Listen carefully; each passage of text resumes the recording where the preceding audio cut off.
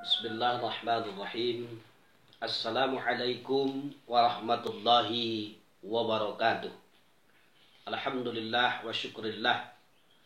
Ashhadu an la ilaha illallah wa ashhadu anna Muhammadar Rasulullah.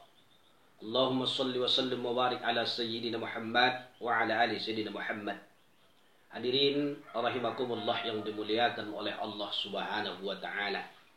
Sambungan daripada video kita atau kajian kita yang lalu, maka hari ini kita berbicara masalah apa-apa yang kita minta ampunkan kepada Allah Subhanahu wa taala.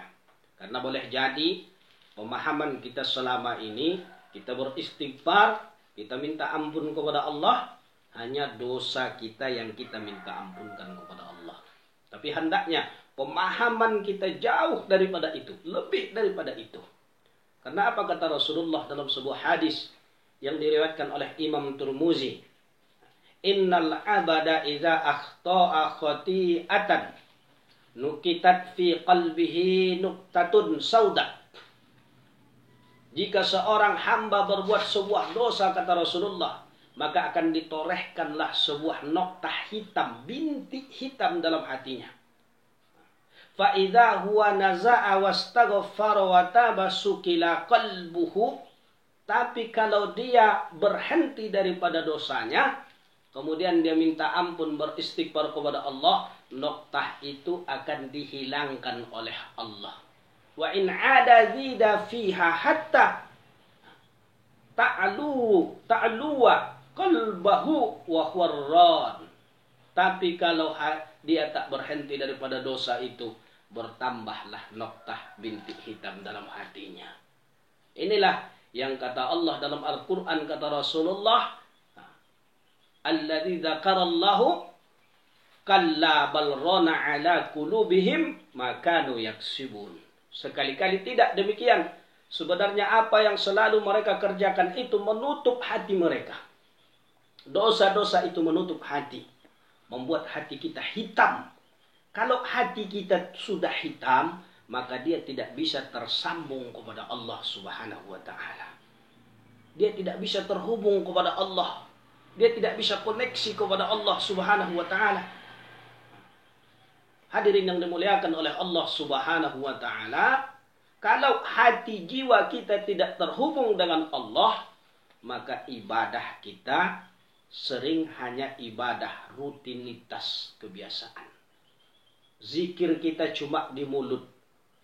Bahkan hadirin yang dimuliakan oleh Allah, la yastaqimu imanu abadi hatta yastaqima qalbuhu. Kata Rasulullah, tidak akan lurus imannya atau tidak akan benar imannya sebelum hatinya itu lurus, sebelum hatinya itu bersih.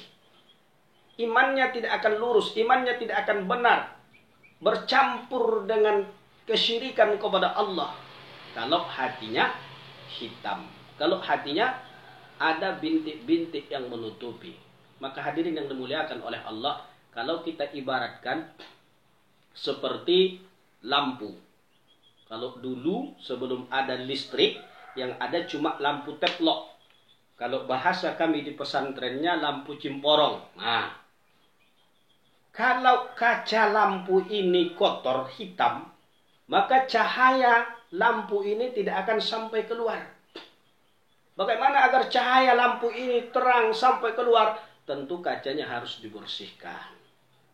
Begitu juga dengan kita, hadirin yang dimuliakan oleh Allah. Pada dasarnya tiap waktu ilham itu datang ke dalam hati kita. Tiap detik datang ilham itu. Fa'alhamaha fujuraha wa taqwaha. Allah ilhamkan kebaikan dan keburukan ke dalam hati kita. Tapi kebaikan itu tak masuk. Karena tertutup. Apa yang bisa ditangkap oleh hati yang hitam ini? Hanya fujur, keburukan. Yang baiknya tak bisa dia tangkap. Tak tersambung dengan kebaikan tadi. Maka hadirin yang dimuliakan oleh Allah Subhanahu wa ta'ala, kalau diibaratkan seperti gelas ini. Gelas ini, kalau dia kotor, kotor itu adalah nilai. Begitu juga dengan kita. Dosa itu adalah nilai. Pahala itu adalah nilai. Nah, kalau gelas ini kotor, bagaimana kita membuat air yang bersih ke dalamnya? Bagaimana kita menuangkan kopi susu ke dalamnya? Bagaimana kita menuangkan teh manis ke dalamnya? Tentu harus dibersihkan dulu gelas ini. Setelah gelas ini dibersihkan, baru dituangkan air yang bersih, air yang bermanfaat, kopi susu, teh manis. Begitu juga hati kita. Kalau kotor, tidak bisa masuk yang baik tersebut. Tidak bisa masuk taufik dan hidayah tersebut. Maka hadirin yang dimuliakan oleh Allah, yang pertama yang kita minta ampunkan kepada Allah Subhanahu wa ta'ala adalah jiwa kita, hati kita. Baik itu hati yang lahiriah maupun hati yang batiniah. Di video yang lalu kita sudah berbicara mana yang hati batiniah, mana yang hati yang lahiriah. Kemudian setelah kita minta ampunkan hati kita, jiwa kita, barulah seluruh tubuh kita. Luar dalam, dari ujung rambut sampai ujung kaki kita minta ampunkan kepada Allah. Yang ketiga barulah dosa kita. Bahkan ketika kita minta ampunkan jiwa kita, hati kita, badan kita, dosa kita sudah seiring diampuni oleh Allah Subhanahu wa ta'ala. Innallaha yuhibbuna at-tawwabin wa yuhibbuna al-mutatahhirin. Allah cinta kepada orang yang bertobat, yang minta ampun, yang mensucikan jiwanya. Dia sucikan jiwanya daripada sifat-sifat fujur yang menempel. Dia sucikan jiwanya dari noktah-noktah hitam karena dosanya.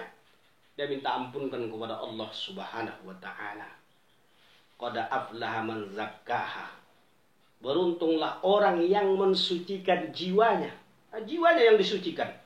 Jiwanya yang diminta ampunkan kepada Allah Subhanahu wa ta'ala. Nah, saudaraku hadirin yang dimuliakan oleh Allah Subhanahu wa ta'ala, bagaimana cara minta ampunnya? Secara singkat sudah saya sampaikan di video yang lalu.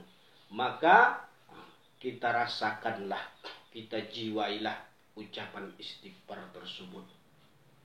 Rasakan terbit lahir dari jantung kita sampai ke seluruh tubuh kita. Kalau bisa, rasakan seluruh pori-pori kita ini, dari ujung rambut sampai ujung kaki, itu mengucapkan istighfar. Apa maknanya istighfar ini? Tabayatubu, kembali. Secara syariatnya kembali kepada jalan yang benar. Secara hakikatnya kembali fitrah. Kembali suci. Hilang noktah-noktah sifat-sifat yang tidak baik dari jiwa tadi. Maka kita usahakan hadirin yang dimuliakan oleh Allah. Kita sucikan jiwa kita. Kita istighfarkan jiwa kita. Hati kita, seluruh tubuh kita, zahir dan batin. Karena dosa itu tidak hanya yang lahiriah saja, enggak.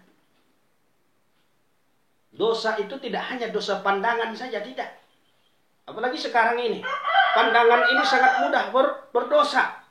Kita buka Al-Quran saja di HP, itu ada iklan TikTok. Maka kalau tidak banyak kita beristighfar minta ampun kepada Allah. Allah Akbar. Banyak betul dosa kita kepada Allah. Harus kita berbanyak. Nah, dan dosa itu tadi tidak hanya lahiriah saja, tidak hanya mata saja, telinga saja, enggak. Apa kata Allah dalam Al-Quran surat Al-An'am ayat 120? Wa dharu zahiral ithmi wa batinah. Tinggalkan kalian dosa yang zahir dan yang batin. Jadi ada dosa zahir, ada dosa batin. Apa dosa batin misalnya? Sombong, angkuh, dengki, hasad. Ini dosa batin. Apa dosa lahiriah yang zahir misalnya? Pandangan mata kita melihat aurat wanita. Telinga kita mendengar yang tidak baik. Nah, ini dosa zahir.